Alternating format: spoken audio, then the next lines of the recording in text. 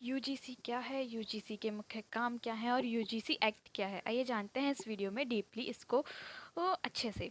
तो यूजीसी का full form होता है यूनिवर्सिटी ग्रांट्स कमीशन, विश्वविद्यालय अनुदान आयोग। सरल शब्दों में कहें तो यह भारत में सभी कॉलेज और यूनिवर्सिटीज़ का बॉस या फिर रेगुलेटर होता है।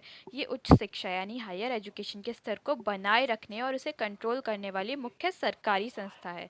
और यूजीसी के कुछ मुख्य काम क्या हैं ये देखते हैं। मान्यता देना मतलब रिकॉग्नाइजेशन।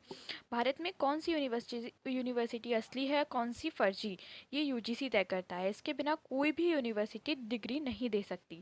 फंडिंग, यह सरकारी यूनिवर्सिटीज़ और कॉलेजों को रिसर्च और विकास के लिए ग्रांट यानी कि पैसा देता है। नियम बनाना, सिलेबस कैसा होगा, परीक्षाओं का स्तर क्या होगा और शिक्षकों की भर्ती के नियम क्या होंगे, ये सब यूजीसी तय करता है।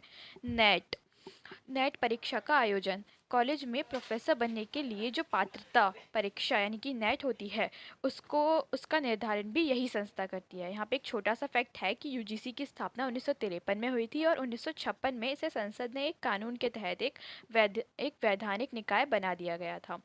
इसका मुख्यालय नई दिल्ली में है।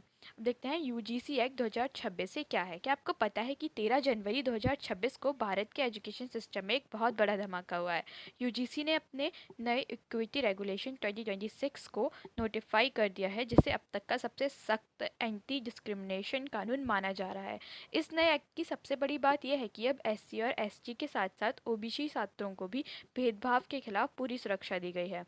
अब हर यूनिवर्सिटी और कॉलेज के लिए एक इक्विटी कमेटी बनाना कंपलसरी होगा, जिसका बॉस खुद कॉलेज का प्रिंसिपल या वीसी होगा।